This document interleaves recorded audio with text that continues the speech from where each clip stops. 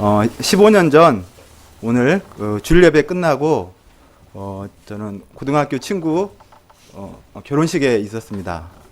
그때 양한나 선교사님이 저에게 전화를 걸었습니다. 오늘 저녁에 자매님을 소개시켜 주겠다는 전화였습니다. 저는 어떤 자매님일까 너무 궁금해서 누구인지 알 수 있냐고 여쭤봤습니다. 그때 안나 선교사님은 비전 오케스트라에서 호른을 부르는 자매님입니다 라고만 알려주셨습니다. 그런데 당시 저는 호른을 몰랐습니다. 안나 선교사님의 전화가 마치 광야에서 외치는 호른 소리와 같았습니다. 이렇게 저는 호른도 모를 정도로 뒤에 나와 함께 사시리가 어떤 분인지 모르고 만났지만 하나님의 은혜로 그의 5월 5일 믿음의 가정을 이루고 지금까지 잘 살고 있습니다. 이것이 저의 가정의 시작입니다. 이렇게 저의 가정의 시작이 있었듯이 오늘 말씀의 제목처럼 예수 그리스도의 복음에도 시작이 있었습니다. 요절 1절 말씀 읽고 제가 기도하고 시작하겠습니다. 시작. 사랑과 은혜가 충만하신 하나님 아버지, 죄로 죽을 수밖에 없는 죄인들을 긍휼히 여기시고 독생자 예수님을 보내주셔서 감사합니다. 세상 유혹과 죄가 난무하는 세상에서 분별력을 잃지 않고 예수님 안에서 복음 진리로 살게 해주셔서 감사합니다.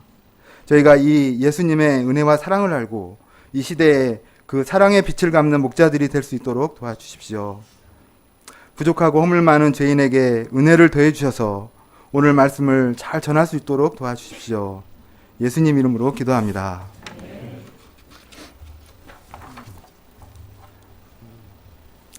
지난달 일용할 양식 책자에 실린 관학 3부 변다니엘 목자님의 심장으로 읽는 성경이란 글을 읽고 성경을 읽는 자세를 새롭게 하였습니다.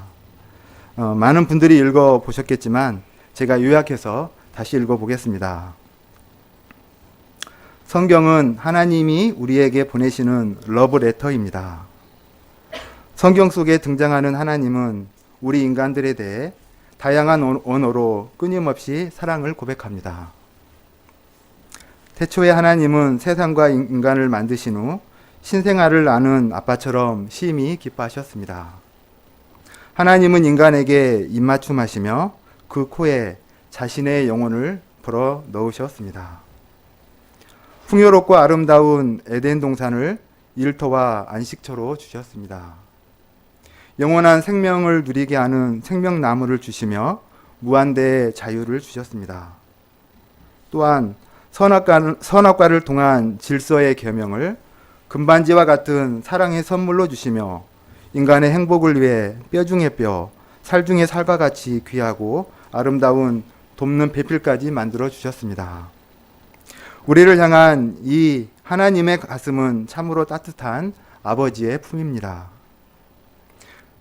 우리를 향한 그분의 한마디 한마디에 우리의 심장은 심쿵, 두근두근, 한없이 쿵쾅쿵쾅 뛰고 세상을 다 가진 듯한 행복과 기쁨을 누립니다. 성경을 통해 만나게 되는 이분은 언제나 감동입니다. 그런데 우리 인간은 하나님의 완전한 사랑을 배반했습니다. 죄로 인해 인간은 에덴에서 쫓겨났습니다. 그러나 하나님은 이런 인간을 포기하지 않으시고 끊임없이 회개에 세컨 찬스를 주셨습니다. 아브라함과 이삭과 야곱을 통해 요셉과 모세를 통해 이사야와 아모스 같은 구약의 수많은 선지자를 통해 무엇보다 십자가에 높이 달리시고 부활하신 예수님을 통해 찾아오셨고 또 찾아오십니다. 찾아와 두 팔을 둥글게 머리에 올리고 고동치는 심장에서 피어나는 아름답고 따뜻한 사랑을 빅 스마일로 보여주십니다. 오늘부터 시작되는 마가복음 말씀 속에는 가슴 뛰게 하는 하나님의 사랑이 잘 녹아 있습니다. 그래서 변다니엘 목자님은 이 하나님의 러브레터는 심장, 하트로 읽는 것이라고 말하고 있습니다. 문자 하나하나에 스며들어 있는 여인의 숨결을 느끼며 심장이 가는 대로 자연스럽게 반응하라고 합니다. 우리가 봄학기 마가복음 말씀을 심장으로 읽고 고동치는 하나님의 마음을 우리의 심장으로 느낄 수 있기를 기도합니다. 또한 오늘 말씀을 통해 우리 안에 예수 그리스도를 통한 복음이 새롭게 시작될 수 있기를 기도합니다. 1절을 다 함께 읽어보겠습니다. 시작.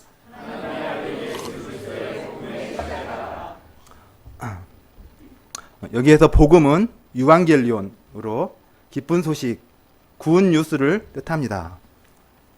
당시 로마 제국을 계승할 왕이 태어나거나 새로운 황제가 등극할 때 또는 전쟁에서 큰 승리를 할 때 구운 뉴스, 기쁜 소식이다 라는 표현을 사용했습니다. 우리에게는 무엇이 기쁜 소식입니까? 얼마 전 뉴스에서 자녀가 셋 이상이면 셋째만이 아니라 자녀 모두에게 대학 등록금을 준다는 소식을 들었습니다. 오, 굿뉴스! 세 자녀를 둔 저에게는 정말 기쁜 소식이 아닐 수 없었습니다. 그런데 이 소식은 모두에게 기쁜 소식은 아닐 것입니다. 자녀를 둘만 두었거나 또 셋인데 자녀가 이미 대학을 졸업한 분들은 기쁘지 않을 것이기 때문입니다. 그렇다면 무엇이 모든 사람에게 복음이 될 수 있습니까? 하나님의 아들 예수 그리스도가 진정한 기쁜 소식이요 복음입니다. 왜 그러합니까? 인간은 누구나 죄와 죽음의 문제를 안고 있습니다. 모든 인간은 죄와 죽음으로 인한 슬픔과 운명, 고통과 상처, 아픔과 억눌림을 안고 살아가고 있습니다. 사람 안에는 무서운 죄성이 있으며 사람은 질그릇과 같아서 먼저 깨질지 모르는 연약한 존재입니다. 그래서 전직 대통령처럼 어제의 축복이 오늘의 후회로 바뀌어 버리고 미투운동 대상자처럼 세상 유혹 앞에 속절없이 그동안 쌓았던 명성을 잃고 무너지기도 합니다. 그들의 인기와 권력은 자신들의 비뚤어진 욕망을 채우는 어둠의 통로가 되고 말았습니다. 이처럼 사람에게는 누구나 죄악된 본성이 있고 욕망이 있습니다. 사람은 누구나 본성에 이끌리고 그 본성은 우리로 하여금 정말 해야 될 것보다는 우선 편한 것, 즐기는 쪽으로 이끕니다. 내게 힘이 주어지고 시간이 주어지면 하나님을 위하는 거룩한 삶을 살기보다는 나의 욕망과 쾌락을 추구하게 합니다. 그러나 사랑의 하나님은 죄와 사단의 권세 아래 신음하는 인생들을 결코 포기하지 않았습니다. 끊임없이 세컨 찬스를 주시고 마침내는 예수 그리스도의 복음을 시작하셨습니다. 이 복음의 시작은 죄와 사단의 권세 아래 신음하는 인생들을 향한 하나님의 무한 사랑의 절정입니다. 이 소식을 들으면 우리의 심장이 심쿵, 두근두근 뛰지 않으십니까? 예수 그리스도의 복음을 새롭게 시작한 하나님 안에서 인간은 무한한 새 희망을 갖게 되었습니다. 우리의 과거가 어떤 삶이든 예수 그리스도의 복음 안에서 새로운 대학생활, 새로운 직장생활, 새로운 인생을 꿈꾸며 다시 새롭게 시작할 수 있습니다. 저의 인생에서 가장 잘한 시작이 뭘까 생각해 보니 대학 합격자 발표 날 김열국 목자님을 만나고 예수 그리스도의 복음 안에서 대학생활을 시작한 것이었습니다. 이 복음 안에서 저는 인생에 대한 새로운 꿈과 비전을 가질 수 있었습니다. 저의 어릴 적 꿈은 무난한 아내와 결혼해서 평범한 직장에 다니며 아들, 딸 구별 말고 둘만 낳고 유모차 밀고 다니는 소박한 삶이 전부였습니다. 사회적으로 크게 성공하고 싶은 욕심도 없었고 그저 다른 사람 피해주지 않고 소시민적으로 조용한 동네 아저씨로 살고 싶었습니다.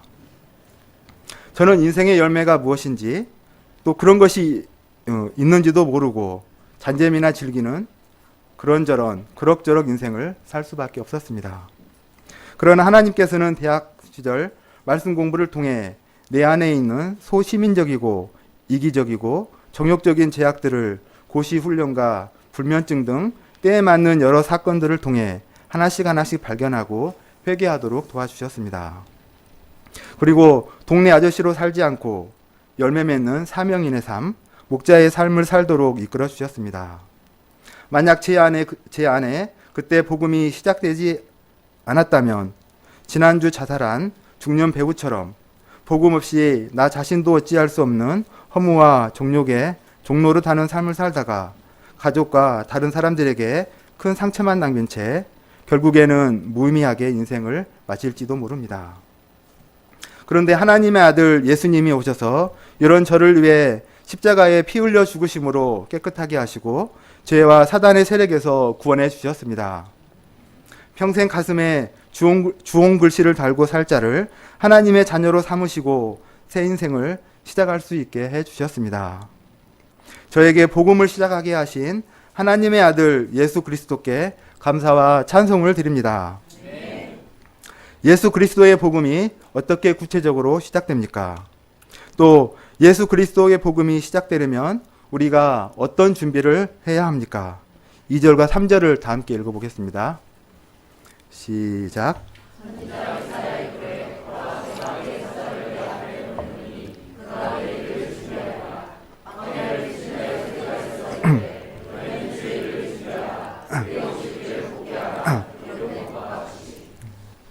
복음은 어느 날 갑자기 하늘에서 뚝 떨어졌거나 로마 황제처럼 힘있고 능력이 있는 자들에 의해 시작된 것이 아닙니다. 복음은 선지자의 글에 기록된 것 같이 그 사자가 와서 그 길을 준비함으로 시작됩니다. 하나님은 일찍이 이사야 선지자를 통해 복음이 시작될 때 먼저 주님의 길을 준비하고 그의 길을 곧게 할 사람을 보낸다고 하셨습니다. 그가 바로 세례 요한입니다.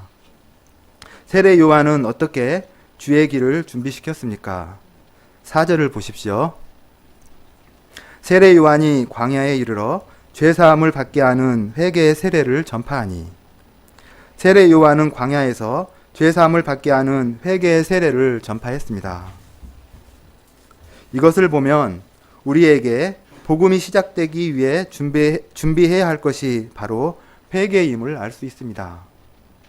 회개는 한자로 돌이킬 회, 고칠 개로 돌이켜 고친다는 뜻입니다. 물건을 고치려면 매뉴얼이 있어야 하듯 회개가 단순한 반성이나 뉘우침으로 끝나지 않기 위해서는 뭔가 분명한 기준이 있어야 합니다. 그 기준은 하나님 말씀입니다. 하나님 말씀은 거울과 같아서 내가 정말 죄인임을 깨닫게 해줍니다. 그리고 돌이키게 해줍니다. 하나님 말씀을 거울 삼아 돌이킬 때 내 안에 복음이 시작되고 내 인생에 복음의 능력과 감동이 임할 수 있습니다. 그런데 회개하는 것은 말처럼 쉽지가 않습니다. 회개가 쉽다면 모든 사람이 다 성자, 성녀가 되었을 것입니다. 자신의 회개가 쉽지 않기 때문에 다른 사람에게 회개하라는 말을 건네는 것도 심히 부담스럽습니다. 또 사람들은 근본적으로 회개하라는 말을 듣기 싫어합니다. 그래서 복음을 전하는 목자도 복음을 듣는 양도 회개가 쉽지 않습니다. 그러면 우리가 어떻게 회개를 해야 되는 것입니까? 지난 창세기 아카데미 때 이사가랴 목자님이 전해주신 유다의 회개와 대속의 사랑 말씀을 듣고 어떻게 회개를 해야 하는지 구체적으로 배울 수 있었습니다. 젊은 날 유다는 음란한 이방 땅에서 정욕적인 삶을 살았습니다. 그러다가 두 아들과 아내를 잃고 심지어 창녀로 잘못 알고 며느리 다말을 임신하게 하였습니다. 하나님을 떠난 유다의 인생은 막장 드라마의 주인공처럼 그의 인생의 비참함에 끝이 없었습니다. 그러나 이때 유명한 유다의 회개가 있었습니다. 창세기 38장 26절 다 함께 읽어보겠습니다. 시작.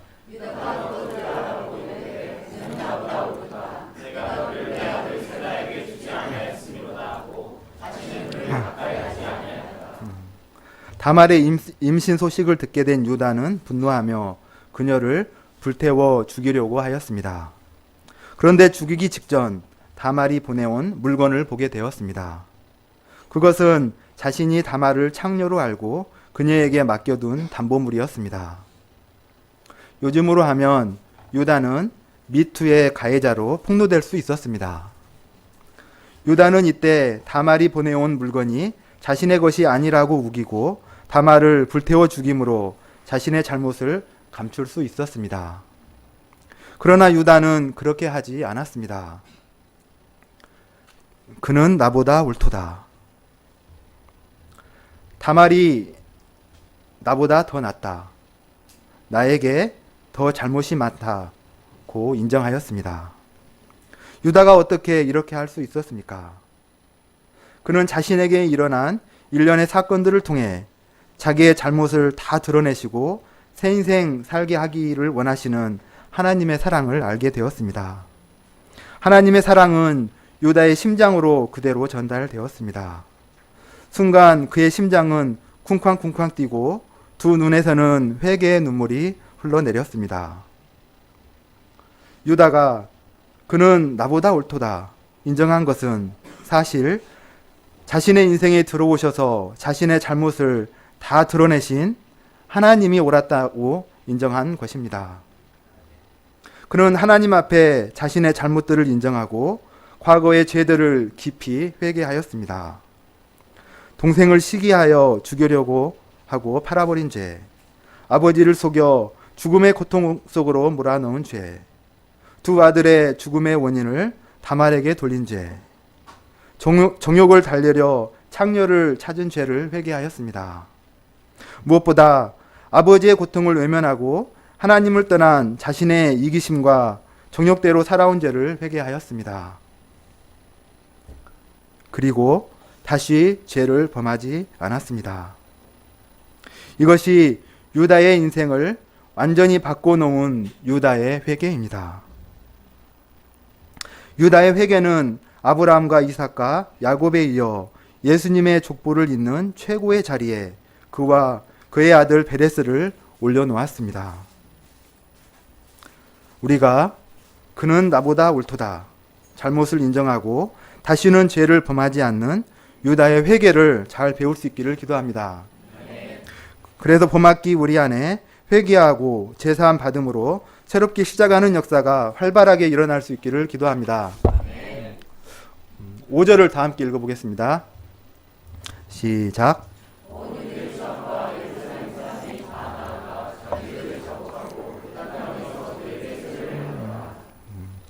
요한이 광야에서 회개의 세례를 전파하자 어떠한 일이 일어났습니까?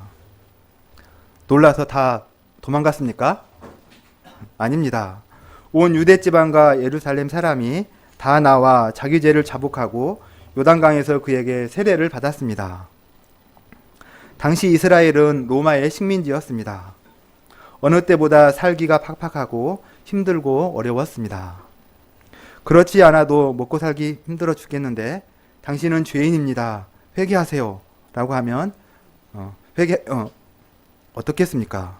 오히려 화를 내고 반발할 사람이 더 많을 것 같습니다. 그런데 요한이 죄사함을 받게 하는 회개의 세례를 전파하자 온 유대 지방과 예루살렘 사람이 다 나와 자기 죄를 자복했습니다.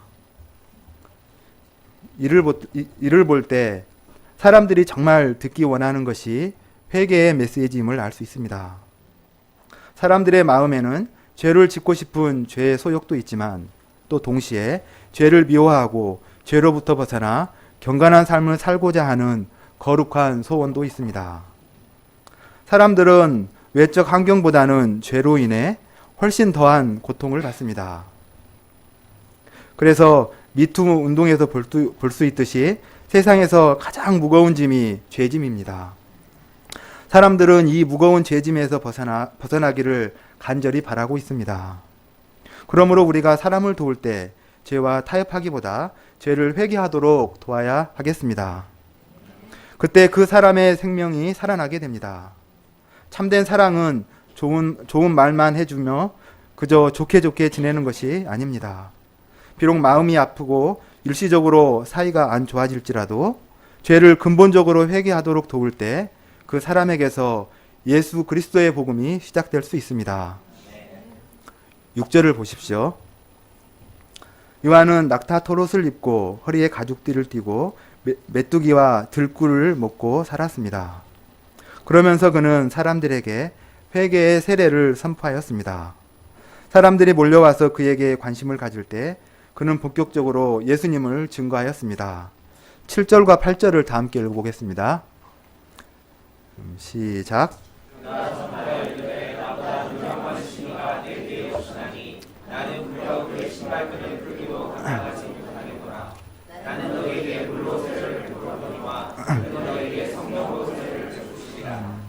왜 그가 이토록 예수님 앞에서 자신을 낮추는 걸까요? 그는 물로 세례를 주었지만 예수님은 성령으로 세례를 주기 때문입니다. 물 세례는 한 사람을 구원하기 위해 하나님이 종이 할 수 있는 최고의 행위입니다.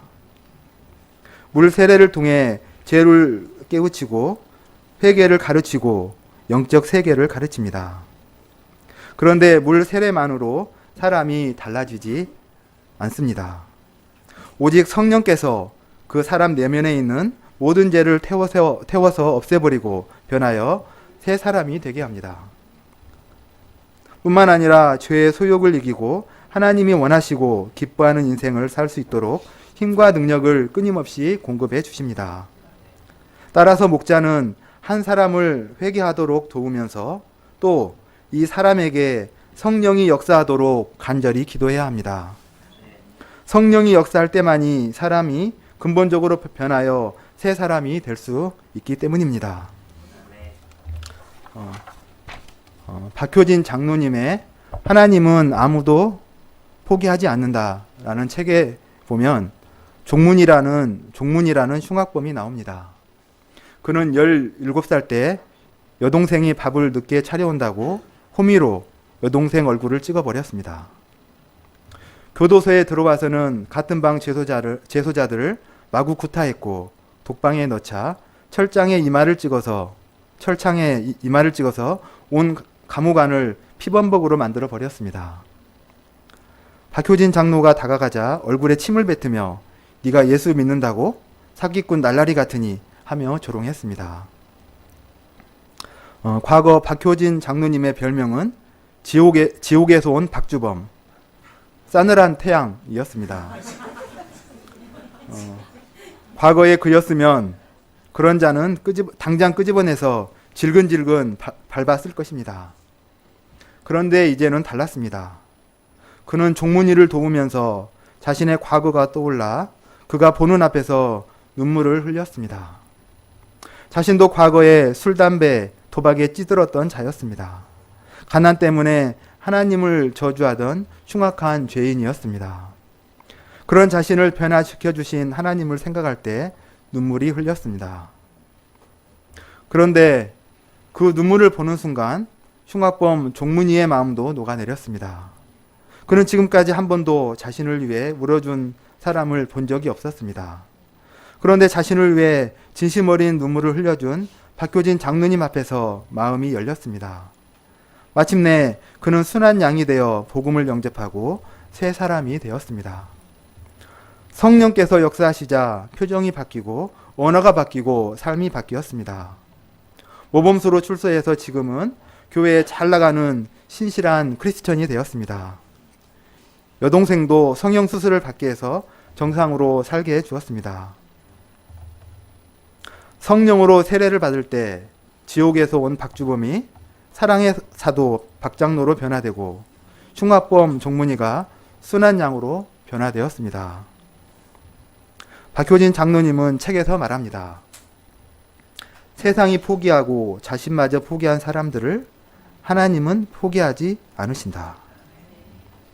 예수님 안에서는 누구나 소망이 있습니다.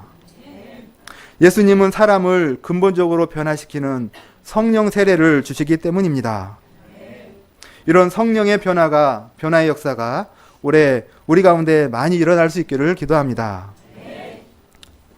9절을 보십시오. 그때 예수께서 갈릴리 나사렛으로부터 와서 요단강에서 요한에게 세례를 받으시고, 예수님은 죄가 없으시기 때문에 세례를 받을 필요가 없었습니다. 또 예수님은 하나님의 아들로서 얼마든지 독자적으로 복음 역사를 시작할 수 있었습니다. 그러나 요한에게 세례를 받으심으로 하나님의 아들이시지만 사람과 동일한 모습으로 복음 역사를 시작하셨습니다. 그때 무슨 일이 일어났습니까? 10절을 다 함께 읽어보겠습니다. 시작.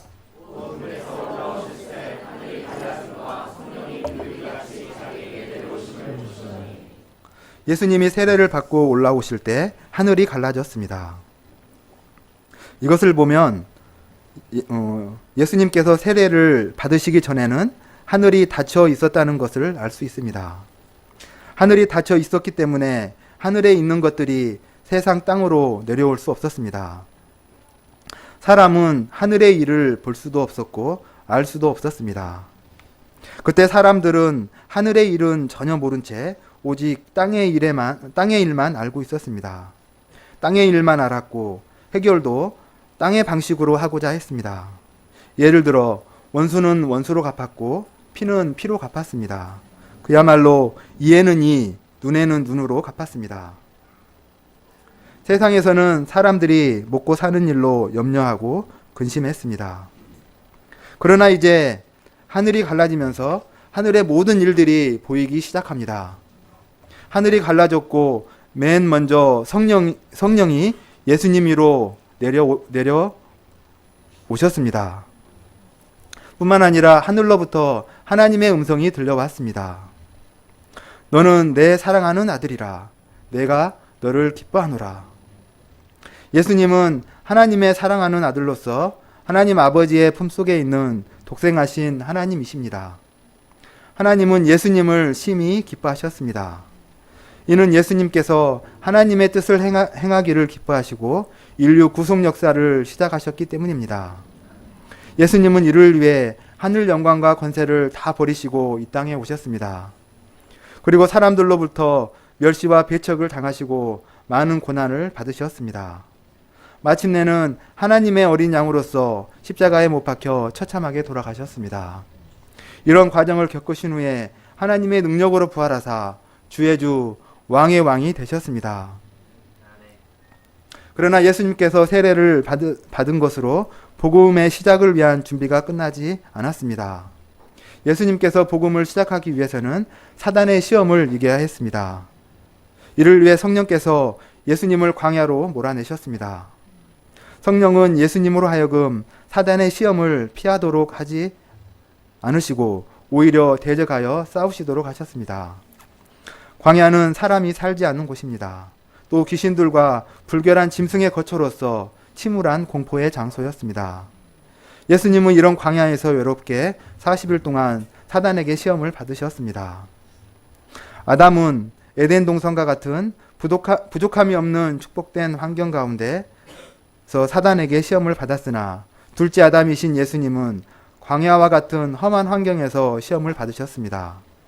아담은 하나님의 말씀을 가볍게 여기심으로 사단의 시험에 패했으나 예수님은 하나님의 말씀을 경외함으로 사단의 시험을 이기셨습니다. 아담의 패배로 모든 자가 사단의 종이 되었지만 예수님의 승리로 그 안에 있는 모든 자는 승리의 인생을 살 수 있게 되었습니다. 복음 역사는 사단과의 싸움입니다. 사단의 시험을 이기지 못하면 승리의 인생을 살 수 없습니다. 사단은 끊임없이 우리를 시험하여 넘어뜨리고자 합니다. 사단은 유혹자입니다. 사단의 유혹은 너무나 달콤하여 우리의 힘과 지혜로 도저히 이길 수 없습니다. 그러나 예수님께서 승리하셨기 때문에 우리가 예수님을 굳게 의지할 때 승리할 수 있습니다. 히브리서 4장 15절 우리에게 있는 대제사장은 우리의 연약함을 동정하지 못하실 이가 아니요 모든 일에 우리와 똑같이 시험을 받으시니로되 죄는 없으시니라. 예수님께서 먼저 사탄의 시험을 받으셨기 때문에 우리의 연약함을 깊이 동정하십니다. 또 사탄의 시험을 이기셨기 때문에 능히 우리를 도우실 수 있습니다. 우리에게 반드시 승리를 주십니다. 결론입니다. 세상을 보면 갈수록 복음의 힘보다 사단의 힘, 악의 힘이 더 강하게 보입니다. 사람들은 이런 속에서 마음이 강해지고 건강해지기보다는 도리어 상처를 받고 연약해지기 쉽습니다. 그러나 세상의 유혹이 아무리 강하고 사람들이 아무리 세속적으로 변해간다 할지라도 하나님의 아들 예수 그리스도의 복음은 시작되었습니다. 회개로 인한 죄사함이 시작되었고 성령 세례로 인해 사람이 새롭게 되는 일이 시작되었습니다. 우리가 유혹과 시험이 많은 이 시대에 하나님의 러브레터인 성경을 심장으로 읽음으로 하나님의 아들 예수 그리스도로 시작된 복음의 복찬 승리와 기쁨과 감격을 누릴 수 있기를 기도합니다. 제가 기도하고 마치겠습니다. 사랑과 은혜가 충만하신 하나님 아버지, 우리에게 하나님의 아들 예수 그리스도의 복음을 시작하게 해주셔서 감사합니다. 하나님의 은혜로 시작되고 예수님의 피값으로 얻은 구원의 복음을 굳게 붙드는 저희들 되게 도와주십시오. 또 봄맞기 복음을 들고 캠퍼스에 나가 사람을 살리는 부활의 증인된 삶을 살 수 있도록 도와주십시오. 예수님 이름으로 기도하였습니다. 네.